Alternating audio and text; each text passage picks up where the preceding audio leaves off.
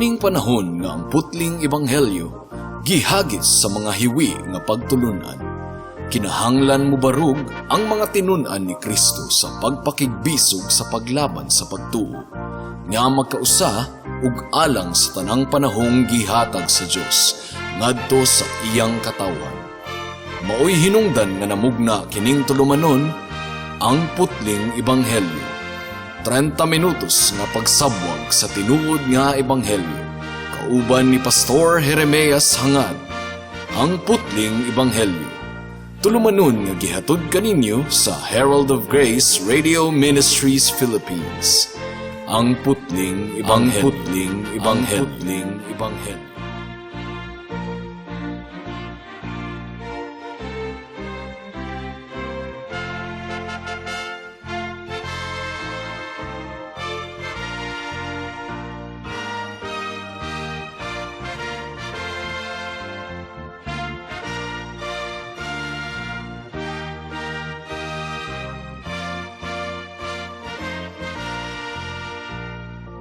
Mayong hapon, Dapitan City, Dipolog City, Zamboanga del Norte, Zamboanga Sibugay, Misamis Occidental ug kutob sa tanang gidala sa Ginoo sa pagpaminaw niining atong programa nga giuluhan og ang putling ebanghelyo.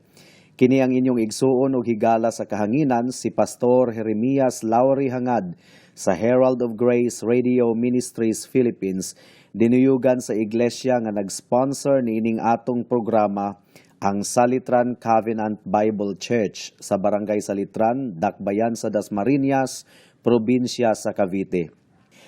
Ang atong teksto ning takna sa kahaponon makita sa mga buhat, Kapitulo 20, versikulo 1 hangtod sa 6. Ang giingon diri, sa pag-undang na sa kagubot, gitigom ni Pablo ang mga magtutuo ug human niya sila dasiga na namilit siya kanila ug miadto sa Macedonia. Miagi siya ni adtong mga dapita ug gidasig usab niya ang mga magtutuo didto. Unya miadto siya sa Gresya ug didto nagpabilin siya 3 ka bulan. Nangandam na siya sa pag-adto sa Syria sa dihang nahibaluan niya nga ang mga Hudiyo naglaraw sa pagpatay kaniya busa mibalik siya agi sa Macedonia. Si Sopater nga anak ni Piro nga taga Berea mikuyog kaniya. Nanguyog usab sila si Aristarco ug si Segundo nga mga taga Tesalonica. Si Gayo nga taga Derbe, si Timoteo ug sila si Tikiko ug Trofimo nga taga lalawigan sa Asya. Miuna sila ug naghulat kanamo didto sa Troas. Unya pagkaliwas sa kasaulugan sa pan nga walay patubo, milawig kami gikan sa Filipos ug sa paglabay sa 5 ka adlaw nangabot kami sa Troas ug didto nagpabilin kami usa ka semana. May the Lord bless the reading and hearing of His word. Usa sa mga tahas sa usa ka matinud-anon nga magwalali mao ang pagdasig sa mga katawhan sa Ginoo. Ang giingon sa bersikulo 1 sa atong teksto, paminawan ninyo mga kahigalaan, sa pag-undang na sa kagubot, gitigom ni Pablo ang mga magtutuo ug human niya sila dasiga na namilit siya kanila ug miadto na sa Macedonia. So nakita ninyo, aduna gayoy elemento sa pagdasig ang pagwali ni Pablo. Human sa kagubot nga nahitabo, sumala sa atong gitun-an ni adtong miaging semana didto sa Efeso. Nabati ni Pablo ang panginahanglanon nga dasigon ang mga kaigsuunan nga mulahutay sa dalan sa pagtuo. Ilabi na karon nga mobiyaay na siya kanila padulong sa Jerusalem. Ug nagtuo ako mga kahigalaan nga ang tanang wali kinahanglang sagulan og elemento sa pagdasig ug pag-awhag. Tungod kay ang tanang magtutuo sa tanang lakang sa kinabuhi nanginahanglan gayod niini. Ang giingon sa ikaduhang Timoteo Kapitulo 4 versikulo 2. Pagkugi kanunay sa pagwali sa mensahe sa tanang panahon gayod, daniha, badlunga, dasiga ug tudlui uban sa pagpailob ang mga tawo. So niining tungura sa atong teksto, Nabati gayud ni Pablo ang gidak-on sa panginahanglanon nga madasig ang mga simbahan didto sa distrito sa Macedonia. Malagmit nga naluya ang mga simbahan didto human sa kagubot nga nahitabo didto. Mao nga gidasig o gipainit ni Pablo ang ilang mga kalag. Ug nagtuo ko nga ang tanang mga pastors kinahanglang masayod sa espiritual nga kahimtang sa ilang mga miyembro aron makadasig sila og insakto kanila. Adunay tulo ka bahin ang atong pamalandong ning takna sa kahaponon. Una, ang biblikal nga konteksto sa pagdasig. Ikaduha, ang mga gitugahan sa Dios nga mga magbubuhat alang sa ministeryo sa pagdasig. Ug ikatulo, ang biblikal nga pamaagi sa pagdasig. Mudangat na kita sa unang punto, ang biblikal nga konteksto sa ministeryo sa pagdasig. Kung atong tun-an ang nagkalain-laing bahin sa Biblia, mga kahigalaan, atong makatunan ang pipila ka mga general contexts of exhortation or encouragement. Una, ang kining gitawag og evangelism o pagsabwag sa ebanghelyo. Kung atong basahon ang mga buhat kapitulo 2, human mapakita ni Pedro sa mga Israelita ang dako kaayo nilang sala sa ilang pagpapatay kang Jesus, pinaagi sa pagtugyan nila kaniya ngadto sa mga makasasala nga maoy milansang kaniya sa krus sa bersikulo 23, ug human sa pagpakita niya kanila nga ang Kristo nga ilang gipatay mao di ay ang gihimo sa Dios nga Ginoo ug Mesiyas. Subug-at kadto nga pagsukmat ni Pedro kanila. Apan nagpabilin lang ba ni adto ang iyang mensahe kanila? Well, wala. Iyang gidasig ang matag Hudiyo nga pwede pa silang makaikyas gikan sa paghukom sa Dios kung sila maghinulsol. Tungod kay si Kristo nga ilang gilansang didto sa krus, mupasaylo gayod kanila kung sila maghinulsol sa ilang sala ug mudangop kaniya. Paminawan ninyo ang buhat kapitulo 2 bersikulo 40. Ang giingon dire, naghatag si Pedro og daghan pang pagpamatuod kanila ug miagda nga nag-ingon, luwasan ninyo ang inyong kaugalingon sa silot nga ipahamtang niining dautang katawhan. Mao nga human sila kahatagi og pagdasig ni Pedro. Ang giingon sa bersikulo 41, daghan kanila ang mituo sa iyang mensahe ug nagpabautismo. Mga 3,000 katawo ang nahidugang sa pundok sa mga magtutuo ni adtong adlaw.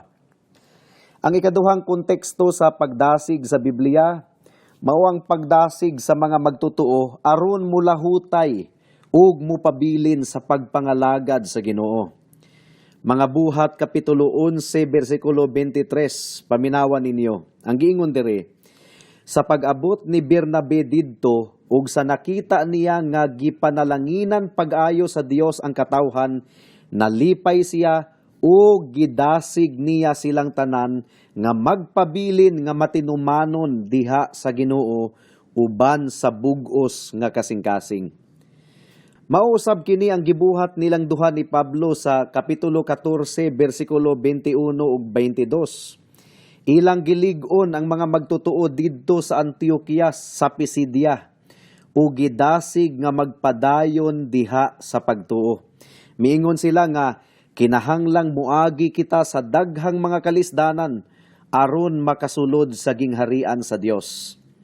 So ang tinuod nga pagdasig mga kahigalaan, dili magpanuko sa pagpakita sa kamatuoran nga ang kinabuhi nga Kristohanon aduna gayoy daghang mga pagsulay. We are not teaching a problem-free Christian life. That's not what the Bible tells us. Mao nga sa bersikulo 1 ug 2 sa atong teksto diri sa kapitulo 20. Gidasig ni Pablo ang mga magtutuo human sa dakong kagubot nga nahitabo didto sa Efeso. Ug sa sulod sa iglesia, mga kigalaan, dili usab malikayan nga adunay mga dili pagsinabtanay tali sa mga kaigsuunan. It really happens. Subo kayong pamalandungon kung mahitabo kini, pero Tungod kay anaa pa kita sa unod, dili gayud malikayan nga adunay mga dili pagsinabtanay tali sa mga kaigsuunan sulod sa simbahan. Ang mga magwalali kinahanglang abtik dayon nga tabangan ang mga kaigsuunan aron magkauliay ang maayong kabubuton. Nahitabo kini kang Yudia ug Sintiki, usbon ko. Kining duha ka babayi nga si Yudia ug Sintiki sumala sa nahasulat sa Filipos kapitulo 4 bersikulo 2 hangtod sa 3. Busa giawhag sila ni Pablo nga magsinabtanay. Ang giingon ni Pablo kanila, Yudia ug Sintiki, pag sinabtanay kamo ingon nga magsuon diha sa Ginoo. Ug ikaw usab tinuod kong kauban, tabangi kining mga babayhana kay naghago sila pag-ayo uban kanako sa pagsangyaw sa ebanghelyo uban ni Clemente ug sa tanan kong katabang kansang mga ngalan nahasulat sa basahon sa kinabuhi. So a rebuke is also a form of encouragement in the case of Yudia and Sintiki. Gitudlo gyud nako kanunay sa mga kauban nato sa simbahan nga ang mga Christians kung adunay panagbangi magkauliay gayod, dili magtanom og kawayan. Usa pa kamatang sa pagdasig mao ang pag-awhag sa mga katawhan nga maningkamot nga motubo diha sa Ginoo. It is because in reality, if we are not moving forward, we are moving backward. Kung wala kita miabanti, nagaatras kita. So there is only one way to go, and that is to move forward.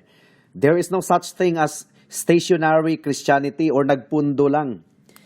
Ang mga taga-Tesalonica, nakapahimuot na sa Ginoo sa ilang pagkinabuhi, meaning to say, they are doing well in their Christian lives. Apan gidasi gihapon sila ni Pablo nga mutubo pagayod.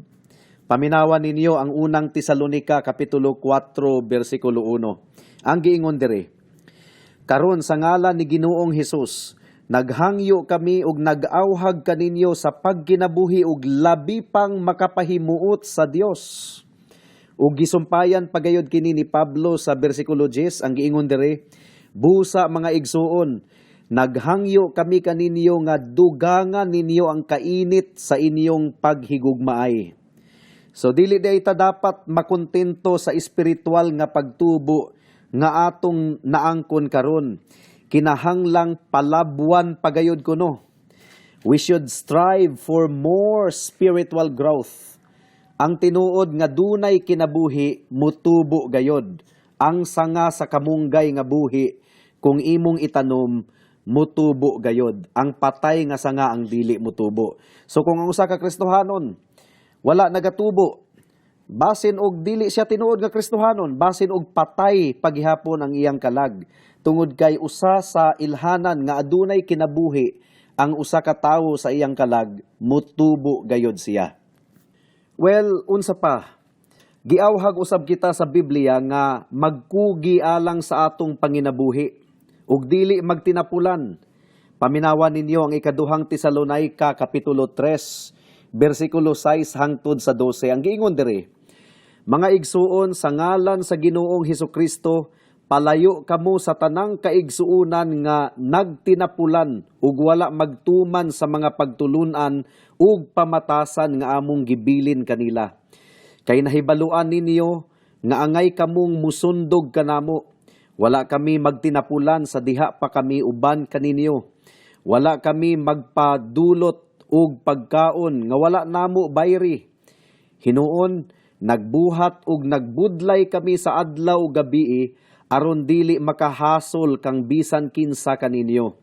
Gihimo namo kini dili tungod kay wala kami katungod sa pagpangayog suhol, kundili aron mahimo kami ninyong sumbanan. Kay samtang diha pa kami uban kaninyo, giingna namo kamo, ayaw pakana ang dili mo trabaho. Gisulti namo kini kay nakabalita man kami, nga may pipila kaninyo nga nagtinapulan, ug walay laing gihimo gawas sa pagpanghilabot sa buhat sa uban. Busa sa ngalan sa Ginoong Hesukristo, nagsugo kami ug nagpasidaan niining mga tawhana nga kinahanglan nga magpuyo sila nga malinawon ug magtrabaho alang sa ilang kaugalingong panginabuhi. So bisan pa ang mga praktikal nga butang, mga kaigsuunan, kinahanglang gayod nga dasigon ang mga tawo nga magkugi ug dili magtinapulan. Ug daghan pang mga susama niini nga mga pagdasig ug pag-awhag sa Biblia nga kinahanglang matinud-anon nga imantala sa mga pastors ug magwalali. Mudangat na kita sa ikaduhang punto.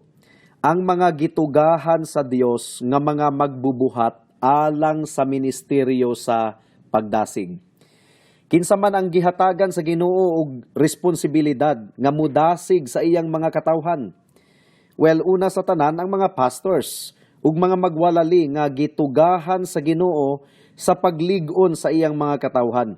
Paminawan ninyo ang unang Korinto kapitulo 14 bersikulo 3. Ang giingon diri, apan ang nagsulti sa mensahe sa Dios, nagsulti sa mga tawo ug naglig-on, nagdasig ug naglipay kanila. So kinahanglang maningkamot gayod ang mga pastors nga dasigon ang mga katawhan sa Dios, ilabi na kadtong mga anaa sa tumang kabugaton. Apan dili lang ang mga pastors ang gihatagan sa Ginoo og tahas alang sa paglig-on sa mga katawhan niya. Ang mga miyembro usab sa iglesia gisugo sa Ginoo sa pagbuhat niini. Paminawan ninyo ang unang Tesalonica kapitulo 5 bersikulo 11 ug 14. Ang giingon diri, tungod niini pagdinasigay ug pagtinabangay kamo sama sa inyong gihimo karon. O di ba? Pagdinasigay ug pagtinabangay kamo sama sa inyong gihimo karon. Mao kini ang giingon sa bersikulo 11. Sa bersikulo 14 ang giingon diri, nag-awhag kami kaninyo mga igsuon nga inyong pahimatngunan ang mga tapulan, dasigon ang talawan, tabangan ang maluyahon ug pagmapailubon kamo kanilang tanan. So ang mga kaigsuunan, apil di ay usab sa mga adunay tulubagon sa buluhaton sa pagdasig ug dili lang ang mga pastors. Mudangat na kita sa ikatulong punto, ang biblikal nga pamaagi sa pagdasig. Unsaon man nato sa pagdasig ang mga katawhan sa Dios? Ang Biblia nagtudlo kanato nga buhato nato kini una sa tanan diha sa pagkamatarong. Atong basahon ang unang Tesalonica kapitulo 2 bersikulo 3 hangtod sa 5. Ang giingon diri, dili sayop ang among giwali, dili usab dautan ang among tuyo ug wala kami maglimbong kang bisan kinsa. Nagwali kami kay napamatud-an sa Dios nga kapiyalan kami sa maayong balita. Wala kami tuyo sa pagpahimuot sa tawo, kundili sa Dios nga nagsusi sa atong kasing-kasing. Nahibalo kamo nga wala kami magulog-ulog kaninyo, umay gitabun-tabunan nga kahakog, ug ang Dios maoy among saksi. So klaro kaayo mga kaigsuunan, nga ang pagdasig, kinahanglang buhaton kini diha sa pagkamatarong. Walay ulog-ulog.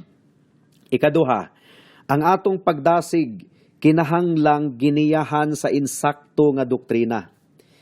Ang Tito kapitulo 1 bersikulo 9, naglarawan kanato sa usa ka mahinungdanon nga kinaiya nga kinahanglang mabatunan sa usa ka pastor.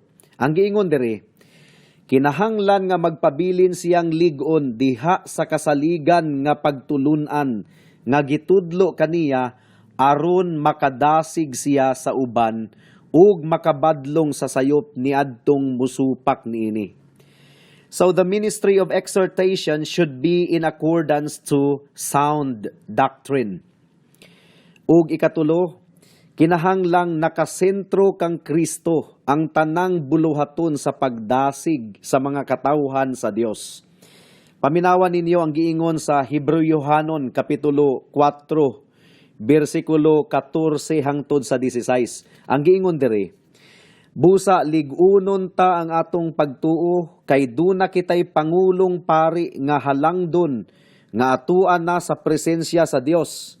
Siya mao si Jesus, ang anak sa Dios, ang atong pangulong pari Dili sama sa ubang pari nga dili mo batig kaluoy sa atong mga kahuyang, kundili usa siya ka pangulong pari nga gitintal sa tanang paagi sama kanato apan wala gayud makasala. Busa dili kita magpanuko sa pagduol sa trono sa Dios, diin anaa ang grasya. Dinha madawat nato ang kaluoy ug ang grasya nga atong gikinahanglan. So if the ministry of exhortation and counseling is focused on Christ, it can never go wrong, mga kahigalaan. Mudangat na kita sa mga aplikasyon. Alang sa mga magtutuo, paminawan ninyo og utro ang bersikulo 3 sa atong teksto sa Buhat Kapitulo 20. Ang giingon diri, unya miadto siya sa Gresya ug didto nagpabilin siya 3 ka bulan. Nangandam na siya sa pag-adto sa Syria sa dihang nahibaluan niya nga ang mga Hudiyo naglaraw sa pagpatay kaniya. Busa mibalik siya agi sa Macedonia. Kung namatikdan ninyo mga kaigsuunan, daghan ang higayon nga akong ginatudlo dinhi sa kahanginan, nga ang mga kaaway sa Ebanghelyo, giniyahan sa ilang amahan nga mao ang yawa, dili gayod passive sa ilang pagpakigsangka batok sa mga sulugoon sa Dios. Kung aduna lang gayod sila higayon, they could go as far as killing the preachers of the gospel. Nahitabo na kini sa nagkalain-laing dapit sa kalibutan, nga ang mga magwalali gipang patay. Ang ubang kaso tungod sa kasina, sama sa mga Hudiyo sa atong teksto karon nga nasina kang Apostol Pablo. Apan ang kasagarang rason nganong pagapatyo nila ang mga magwalali, mao nga nasuko sila pag-ayo gumikan kay ang mga magwalali nagamantala man sa kamatuoran. Ang Ebanghelyo dili magpanuko sa pagpahibalo sa mga katawhan nga sila makasasala gumikan kay misupak sila sa balaod sa Dios. Nga kung dili sila maghinulsol ug mubiya sa ilang kasalanan, ug mutuo ug musalig sa atong Ginoong Hesukristo lamang, ingon nga Dios ug manluluwas, maalaot gayud sila hangtod sa kahangturan. Kini nga mensahe, mga kaigsuunan, makapasuko gayud kanila, mao nga susama sa gibuhat ni Herodias sa pagpapatay kang Juan Bautista, gumikan kay gikondinar man ni Juan ang iyang imoralidad, pagpangabit. Ang mga kaaway sa Ebanghelyo, aktibo gayod nga magalaraw og dautan aron mapukan ang mga mensahero sa Ginoo. Salamat na lang gani tungod kay sa bersikulo 4 ug 5 gisuportahan o giatimanan og duro si Pablo sa mga kaigsuunan sa pagtuo aron makalikay siya sa daotang laraw sa mga Hudiyo. Alang sa mga wala pa kang Kristo, nagaawhag ang Dios kaninyo karon nga makig-uli kaniya samtang aduna pay higayon. Andam siya sa pagluwas sa tanang mudangup kaniya, ug mupasaylo kanila ug mulimpyo sa tanan nilang kasalanan. Mao nga ikaw higala duol kang Hesus karon, ug iya ikaw nga pagaluwason. Amen. Hangtod dinhi na lang kita taman sa atong pagtuon ning takna sa kahaponon tungod kay wala na kitay oras pa. Sa makausap pa, giimbitar ko kamo sa pagpaminaw ni ining atong programa, ang Putling Ebanghelyo, sa matag Sabado alas 4 hangtod sa alas 4:30 sa hapon dinhi sa Radyo Bibo. Daghang salamat.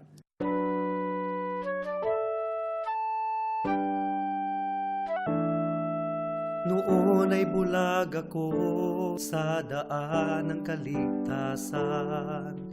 Tulad ng marami, nakatuon ako sa sarili. Mabait naman at matulungin at walang kapwang inabuso. Kung kaya't ang tiwala ko, malamang ligtas ako.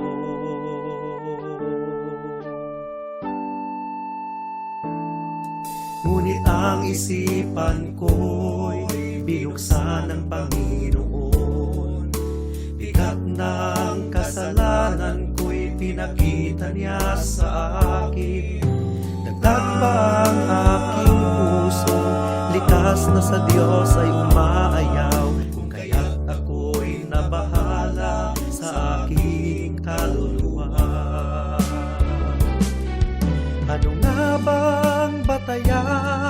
ng katubusan at kaligtasan ng isang katulad kong makasalanan.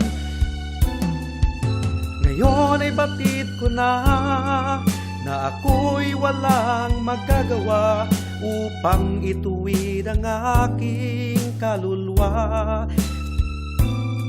Sa harapan ng Diyos, ako'y tumawag kay Jesus at nagtiwala ng lubos sa Kanyang kapatawaran at awang puspos. Siya lang ang manunubos pagkat siya'y namatay sa krus. Dahil sa aking kasalanan, ang sumpa sa Kanya'y binuhos.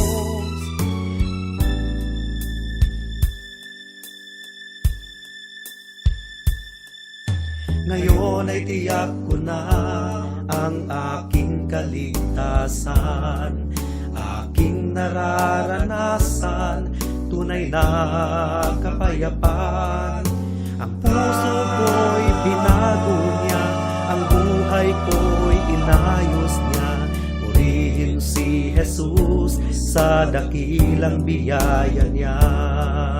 Ang puso ko'y binago niya, ang buhay ko'y inayos niya. Purihin si Jesus sa dakilang biyaya niya. Juan Kapitulo 15. Ako ang matuod nga punuan sa paras, ug ang akong amahan mao ang tig-atiman. Putlo niya ang tanan kong sanga nga dili mamunga, ug pulungan niya ang tanang sanga nga mamunga aron kini mahinlo ug mamungag daghan. Nahinlo na kamo pinaagi sa mga pulong nga akong gisulti kaninyo. Pabilin kamo kanako, ug ako magpabilin kaninyo. Dili kamo makabunga, gawas kun magpabilin kamo kanako.